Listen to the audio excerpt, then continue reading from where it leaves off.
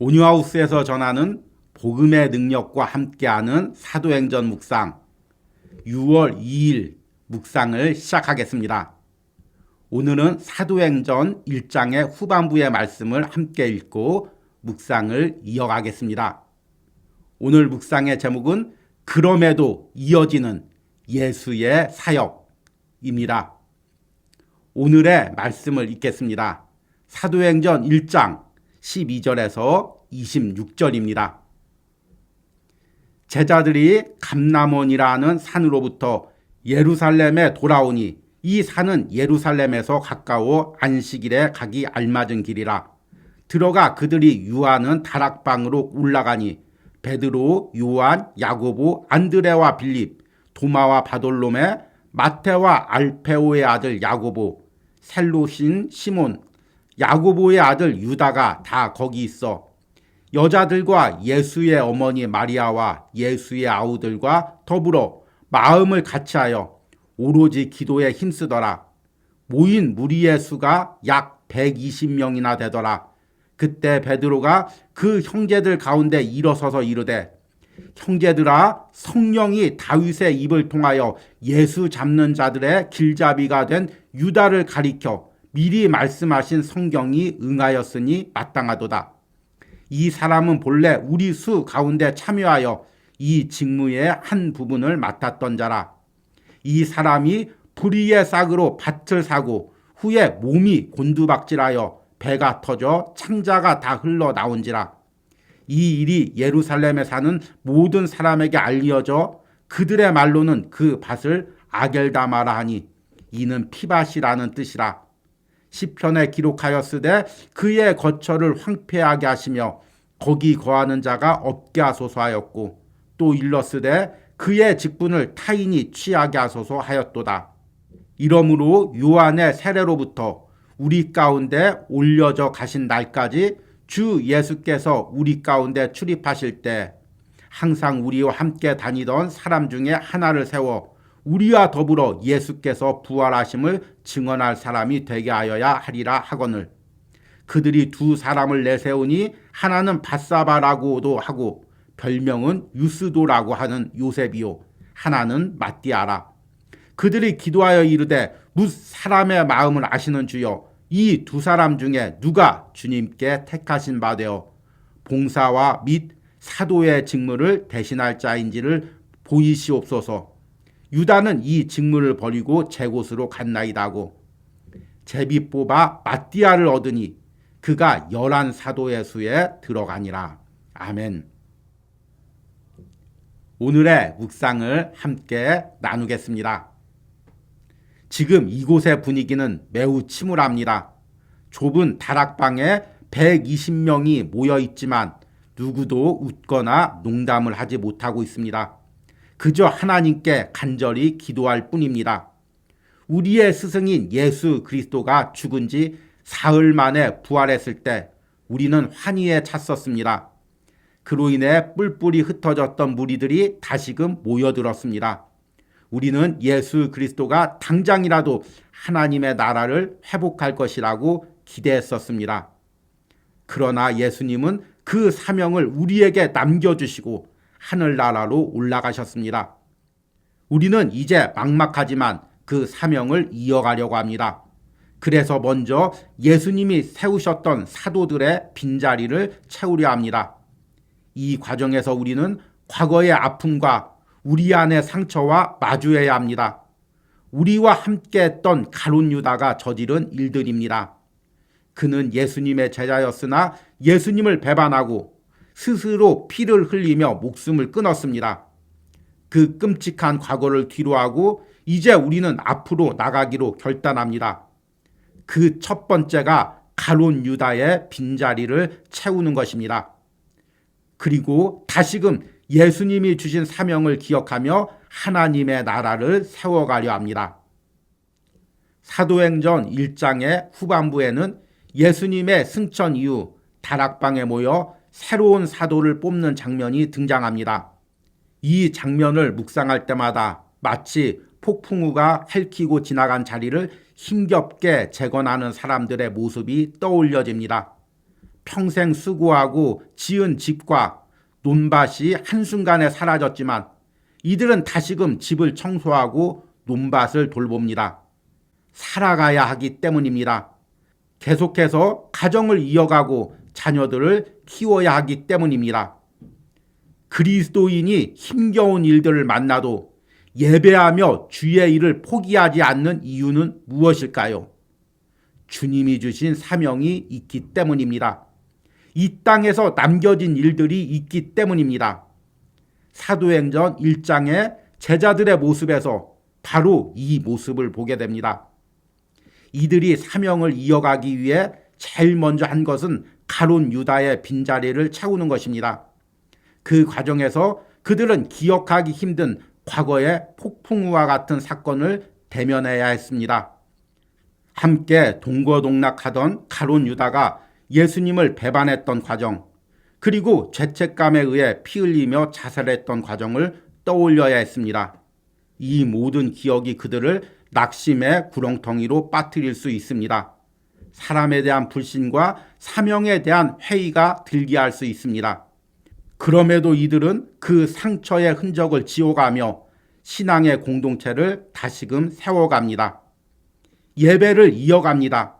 사명을 감당해갑니다. 우리는 천사들의 공동체처럼 보이는 교회 안에서 분쟁과 다툼을 경험할 때가 있습니다. 믿었던 신앙의 사람에게서 세상 사람보다 더 추악한 모습을 보기도 합니다. 심지어는 신앙의 지도자의 물질적 부패나 성적 타락을 목격하기도 합니다.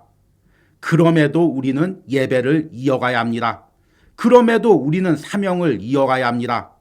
내가 경험하고 목격한 모든 것보다 주님이 주신 예배와 사명이 더 소중하기 때문입니다. 아멘. 오늘의 묵상 해석입니다.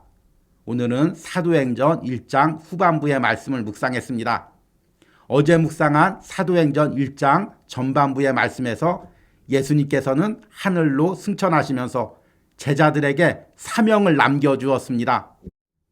아무것도 가진 것이 없고 아직 아무런 능력도 받지 못한 제자들은 모든 것이 막막하고 두렵지만 그럼에도 예수님의 명령에 순종해서 함께 모여 예배하며 기도합니다. 그리고 사명을 이어가기로 결단합니다. 그 첫 번째 과정이 예수님께서 처음 부르셨던 12명의 사도의 수를 채우는 것입니다. 이것은 단순히 교회의 직분자를 세우는 과정이 아닙니다. 예수님께서 처음 그들을 부르시고 명령했던 그 원형의 모습을 그대로 간직한 채 변질되지 않고 끝까지 사명을 이어가기로 결단하는 과정입니다. 그 과정에서 그들은 과거의 아픈 상처와 마주해야 했습니다.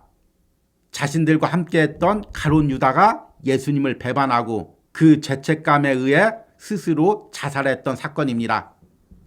우리는 이 부분을 읽을 때 마띠아가 새로 세워지는 과정에 초점을 맞춥니다. 그러나 여러분, 우리가 제자들의 입장에서 당시의 상황을 생각해 보시기 바랍니다. 가룟 유다의 배신과 이로 인해서 예수님께서 잡히시고 십자가에 매달려 죽으신 것, 그리고 가룟 유다가 죄책감에 의해 자살한 것, 이 모든 것들은 그들에게 끔찍한 트라우마입니다. 떠올리기도 싫은 기억입니다.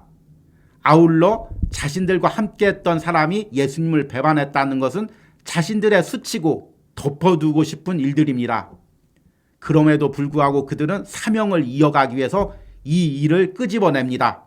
그리고 하나님의 방법으로 새로운 사도 마띠아를 세웁니다. 이 모든 과정이 예수님이 남겨주신 사명을 이어가는 과정입니다. 앞에 묵상에서도 언급했지만 저는 이 장면을 묵상하며 여름날 강력한 폭풍우가 핥히고 나간 자리를 재건하는 사람들의 모습을 떠올렸습니다. 진흙탕 물이 집 안에 들어와서 모든 가전기구를 망가뜨리고 논밭은 풍랑에 의해 다 쓸려갔습니다. 그럼에도 그들은 힘겹게 물을 빼내고 가구들이나 가전기구들을 씻으며 또 넘어진 작물들을 일으키며 삶을 회복해 갑니다. 그들이라고 왜 주저앉아서 울고 싶지 않겠습니까? 모든 것을 다 포기하고 누워있고 싶지 않겠습니까? 그럼에도 그들은 삶을 이어가야 합니다. 가정을 이어가야 합니다. 자녀들을 키워야 합니다. 마찬가지입니다. 그리스도인이라고 해서 왜 가슴 아픈 일이 없겠습니까? 왜 슬픈 일이 없겠습니까? 왜 아픈 경험이 없겠습니까? 왜 사람에게 실망하는 일들이 없겠습니까? 그럼에도 불구하고 우리는 이 예배를 이어가야 됩니다. 그럼에도 불구하고 우리는 이 사명을 이어가야 합니다. 왜 그래야 할까요? 내가 만든 예배가 아니기 때문입니다. 내가 결심한 사명이 아니기 때문입니다. 주님께서 십자가에서 피 흘리시며 내게 주신 예배이고 내게 주신 사명입니다. 그러기에 어떤 상황이라도, 어떤 가슴 아픈 일이 있더라도, 어떤 낙심과 절망이 있더라도 우리는 이 예배와 사명을 이어가야 합니다.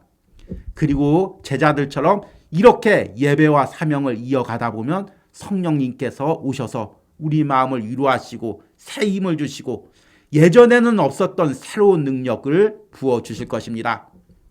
여러분들이 사도행전을 묵상하며 그 회복의 은혜를 꿈꾸시길 바랍니다. 다시금 주님이 내게 명령하신 예배와 사명을 세워가시는 은혜가 있길 바랍니다. 오늘의 적용과 기도입니다. 내가 신앙의 공동체나 사람에게 실망해서 예배와 사명을 포기하려 했던 적은 언제입니까? 이런 모든 일에도 불구하고 내가 이어가야 할 예배와 사명은 무엇이 있습니까? 내가 주변의 폭풍우 속에서도 예수님이 주신 예배를 지키는 것과 주님이 맡겨주신 일들을 감당하는 것에 흔들리지 않게 해달라는 기도를 드리시기 바랍니다. 우리 함께 기도하겠습니다. 예루살렘과 온 유대와 사마리아와 땅끝까지 이르러 내 증인이 되리라. 주님께서 하늘나라로 올라가시면서 제자들에게 이 사명을 주셨습니다. 모든 것이 막막하고 모든 것이 두려운 상황이지만 제자들은 예수님의 명령에 순종하여 예배하며 이 사명을 이어갔습니다. 주님, 그 은혜와 결단이 오늘 묵상을 듣는 심령들에게도 있기 원합니다. 때로는 모든 것이 두렵고 막막해서 한 걸음도 내디딜 수 없는 상황들이 있습니다. 그럼에도 불구하고 예배를 이어가기로 결단합니다. 그럼에도 불구하고 사명을 이어가기로 결단합니다. 주님이 주셨기 때문입니다. 성령님이 도와주시기 때문입니다. 하나님이 복음의 능력으로 역사하시기 때문입니다.